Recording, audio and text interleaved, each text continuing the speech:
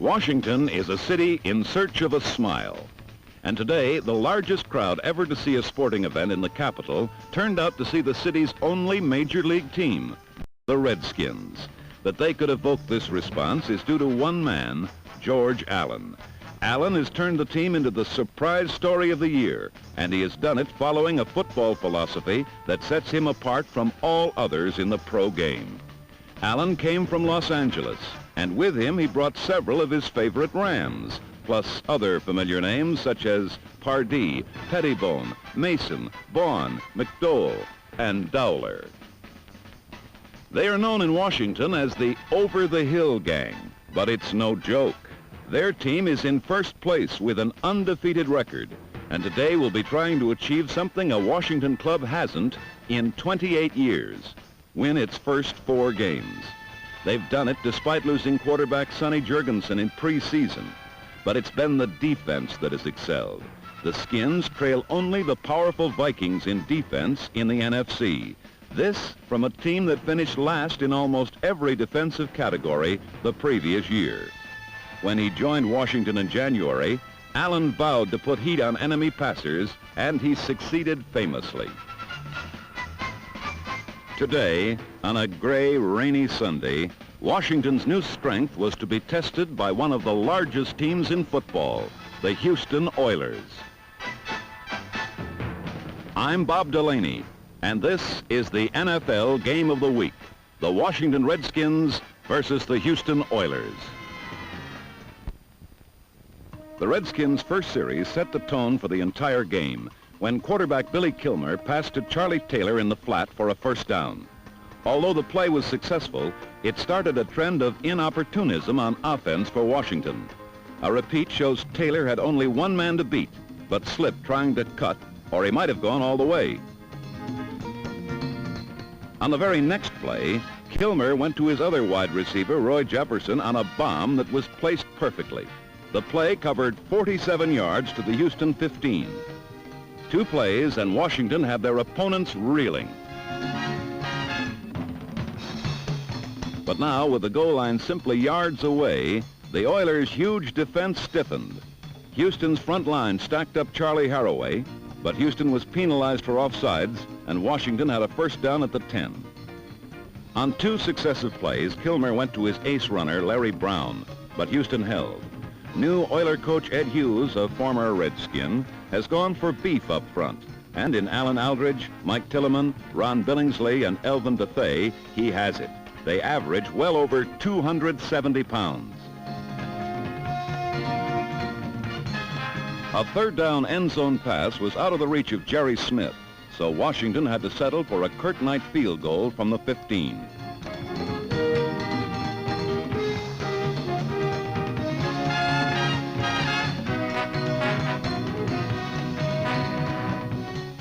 Houston had held, and Washington came away with just 3 points.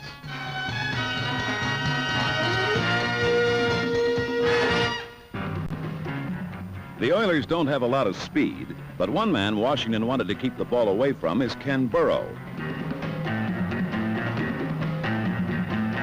Houston has put 0-0 back on kickoffs, but this time the slippery turf took care of the breakaway threat. Burrow fell on his own 11, putting Houston in a hole. George Allen's defense had excellent field position. This has been an important factor in the previous 3 Redskin games. Allen's offense has benefited tremendously from both good field position or turnovers caused by the defense. George Allen has made many changes not only in the front 4, but also the linebacking position. Joining holdover Chris Hanberger are number 66 middle linebacker Myron Patios and left backer Jack Pardee. What Allen gets from these men is more than talent. They know his system, believe in it, and make it work. Houston discovered it quickly. Washington's second line on defense was everywhere, and Houston could go nowhere. On second down, number 56, Bob Young, took out number 32, Pardee, but Patios came over fast to reduce this gain to minor yardage. On third down, Charlie Johnson tried to pass for the first time today, and again found the front 4 and linebackers in evidence. The Oilers had met the new Washington defense. Washington took over with great field position and on the first play appeared to take advantage of it.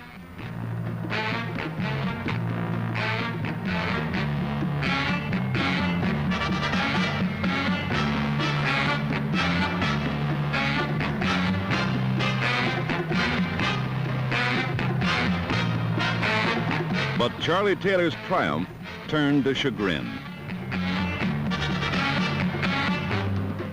The yellow nylon signified holding, and instead of a touchdown, Washington had a first down on the Houston 35. Once again, the Oilers' defense had it when it needed it. They refused to relinquish a first down, and once again, Curt Knight was called upon. His kick from the 36 was good, and Washington was ahead 6-0.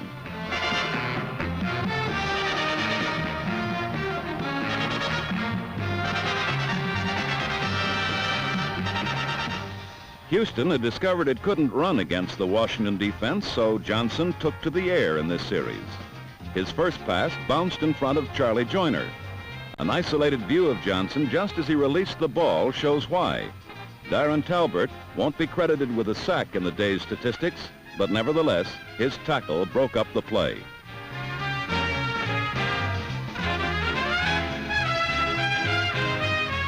On second down, Johnson finally hit the pass he wanted, a slant to Joyner, who ran into teammate Burrow, or he might have gone further. Despite this, Houston had its first down. Another isolated look at Johnson on the play shows something fans seldom notice. A quarterback rarely sees a completed pass. First and 10, and Johnson speared his big tight end Alvin Reed over the middle into Washington territory for the first time today.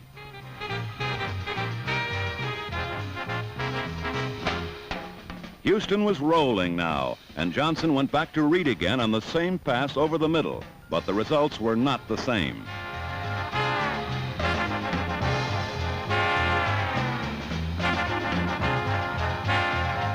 A repeat of this key play shows Johnson split the seams between the linebackers beautifully, but Reed paid for it on a tackle by Patios and lost the ball. The Washington defense had made the breaks again.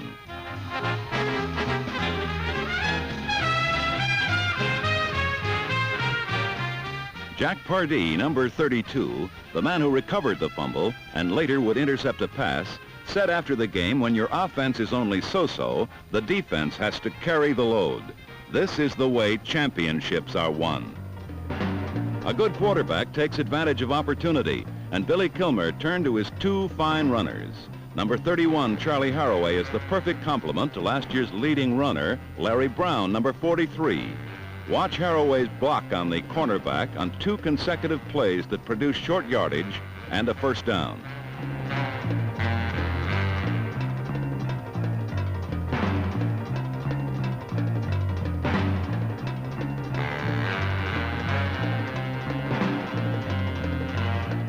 Then, with the defense wary of the run, Kilmer stung the Oilers with a pass to Taylor over the middle for 43 yards. In one quick strike, Washington was on their opponent's 20-yard line. A repeat of the play shows Houston's linebackers blitzing, but Kilmer had good protection. Taylor was well covered by Benny Johnson and finally caught from behind by Ken Houston.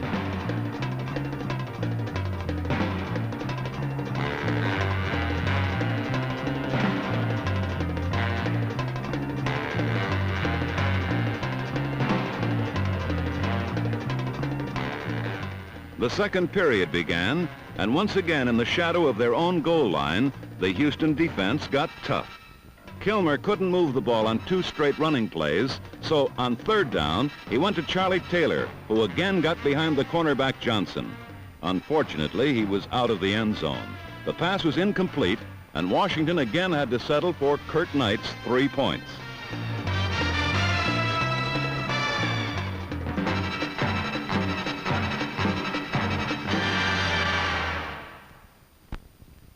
In the middle of the second quarter, and trailing by a 9-0 score, Charlie Johnson tried to hit Burrow long on a third down possession pass, but Pat Fisher was right with him. The Washington defense trudged off the field again, having done their job well, but the specialty teams soon let them down. Last year, Washington kick returning was practically non-existent.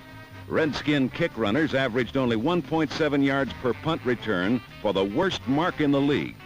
So George Allen brought in Speedy Duncan from San Diego, and Ted Vector, number 29, developed into one of the league leaders.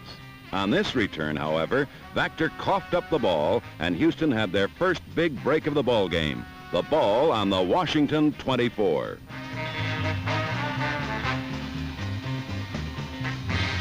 Johnson seemed determined to go to Ken Burrow, but again he was well covered and Johnson overthrew him.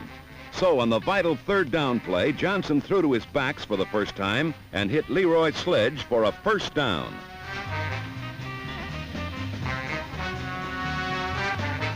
Two plays later, it was third down again, and Johnson was chased by the entire Redskin line. But he managed to get a pass off, and it was somehow caught by rookie Sledge for the touchdown. Houston had pulled within 2 points, 9-7.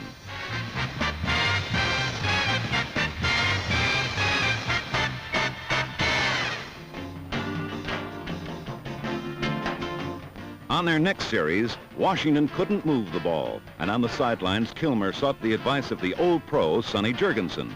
Perhaps Sonny said just leave it to the defense, because on Houston's first play, a screen that never developed, 11-year veteran Ron McDowell, number 79, intercepted the pass and rolled 18 yards for the score.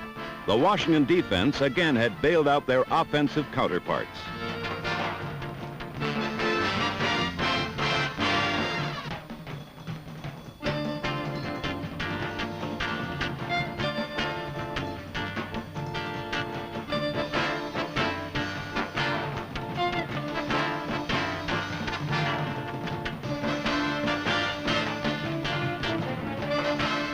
Later, in the locker room, McDowell, who was obtained in a trade from Buffalo, said, "For our defense to do the job right, I feel we have to get the ball 3-4 times a game.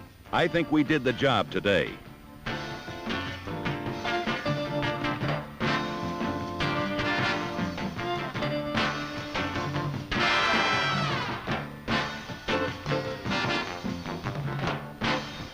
But Houston wasn't finished. With just seconds left on the clock, Mark Mosley tried a long field goal. Charlie Taylor's reaction tells the story of his attempt. The ex-Eagle place kicker had made a 42-yard kick. So Washington went into the locker room at halftime with merely a 6-point lead.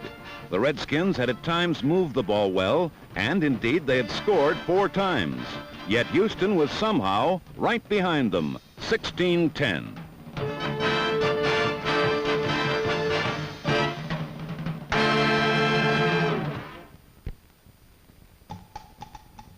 Though they were ahead by 6, 16-10, the Redskins must have awaited the second half with some trepidation.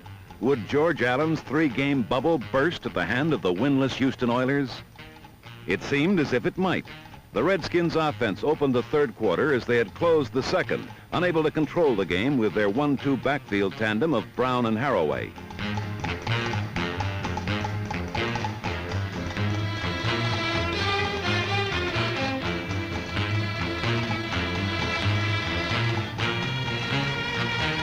And Billy Kilmer's first attempted pass of the second half ended in disaster. He hit his man Jerry Smith, but Smith coughed the ball over to the Oilers.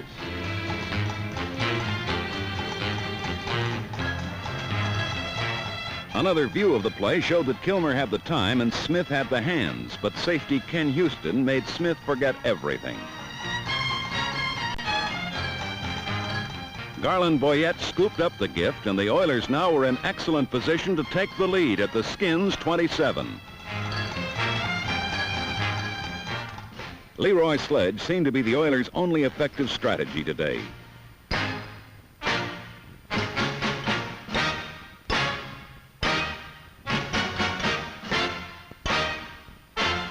On 2 plays, he took the ball to the 5.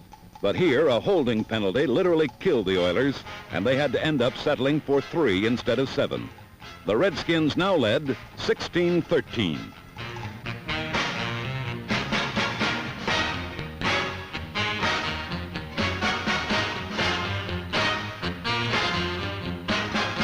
The Redskins' offense this season has been content to play a basic ball control game.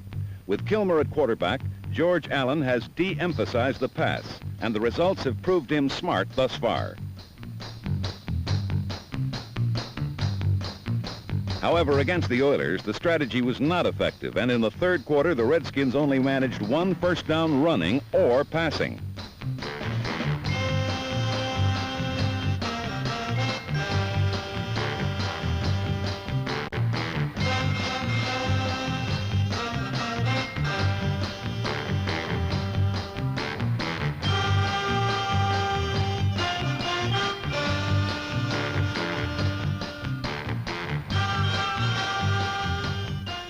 The Houston front four, Aldridge, Tilleman, Billingsley, and Bethea, are young, fast, and mammoth. Averaging 6'6" and 270 pounds, they harassed Billy the Kid Kilmer all day and made him lose his cool on occasion.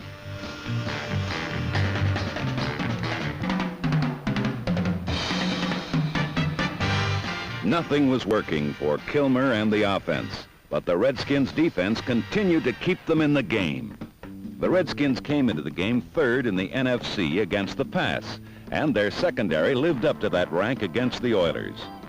Good pressure from the line also helped force many bad passes by Johnson, and all the Oilers could muster for the rest of the quarter was a field goal try by Eagle cast-off Mark Mosley. It too failed, as number 45 Speedy Duncan ran it out. Duncan had always been one of the best return men in the AFC and came to Washington last year, giving them depth on one of Allen's favorite weapons, the return teams.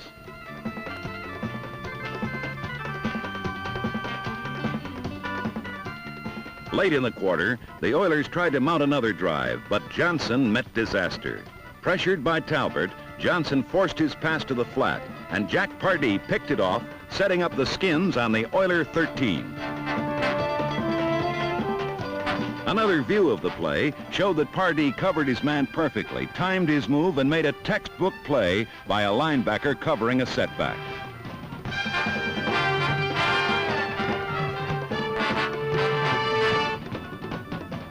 George Allen's old man theory was never more in evidence here, and never more correct. What Pardee may lack in size and speed at age 35, he more than makes up for in experience and wisdom. And he gave Allen's offense the ball on the 13 as the third quarter ended.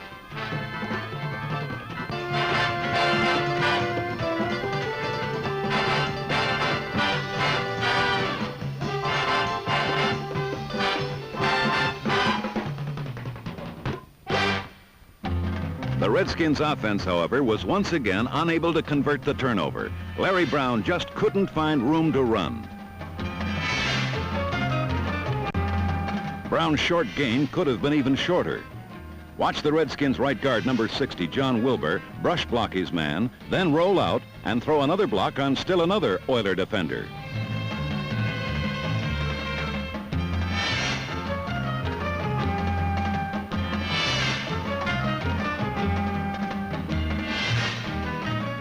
A rare Kilmer pass on 3rd and 7 from the 10 just missed its mark in Charlie Taylor. The Redskins had to settle for a field goal and a 19-13 lead. The Oilers' next series was typical of their entire day offensively. They would carve out one big gainer, as Sledge did here, but then would die. They made only 4 first downs in the second half and only 11 on the day, as the Redskins' defense, second best in the NFC, constantly shut off any attempt at consistency from Houston's ground game.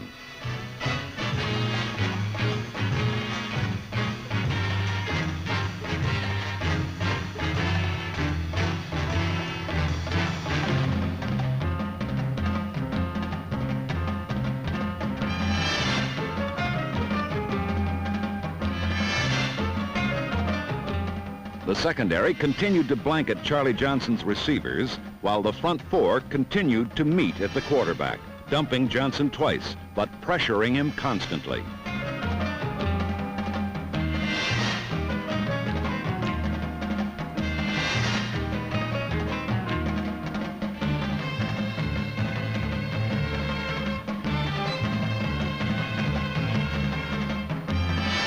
All this hard hitting by the Redskins came to fruition midway through the final quarter. Hit by Hamburger and Patios, Oiler receiver Walt Frazier lost his reception, and Hamburger recovered and the Skins took over on the Oilers' 36.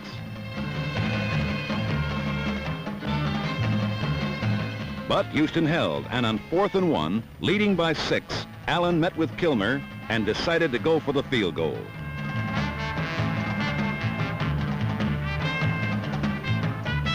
The decision was good. The kick was not. Although his teammate tried to help the decision, Knight knew better. The Redskins still led by 6.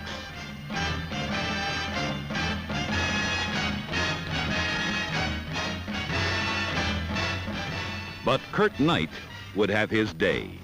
2 minutes later, he had another chance. Watch his concentration. He never looks up till the ball is near the uprights. Knight, who spells his name like Sir Galahad, had indeed redeemed himself, setting a Redskin record with 5 three-pointers. Knight is a convert from soccer style to orthodoxy, and he's given Washington a 9-point lead with 5 minutes to play. If the Oilers could score promptly, they were still very much in the game, and Coach Hughes inserted the rookie Dan Pastorini to try to pull it off.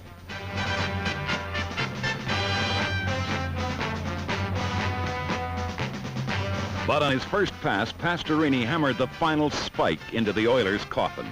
Mike Bass's interception was the big play of the day, as the Redskins' defense time and again had foiled the best-laid plans of the Oilers with the turnover. They forced in all 2 fumbles and 3 interceptions, and this, more than anything else, sealed the Oilers' fate. Now, with 3 minutes left, the Redskins' offense had only to run out the clock. 3 minutes is a long time, but now when they needed to control the ball most, they did. Ron McDowell and a happy Redskin defense watched Haraway and Brown run out the clock to give Washington its 4th straight victory, a feat they last accomplished 28 years ago. They are now the only undefeated team in pro football, and it's shown they could win on an off day, the mark of a championship team. So as his team headed down what may soon be called Allen's Alley, Coach George Allen must have been extremely satisfied. 4 down and 10 to go. And just think, Sonny Jurgensen will soon be ready to take the field for the first time this season. Final score, Redskins 22, Oilers 13.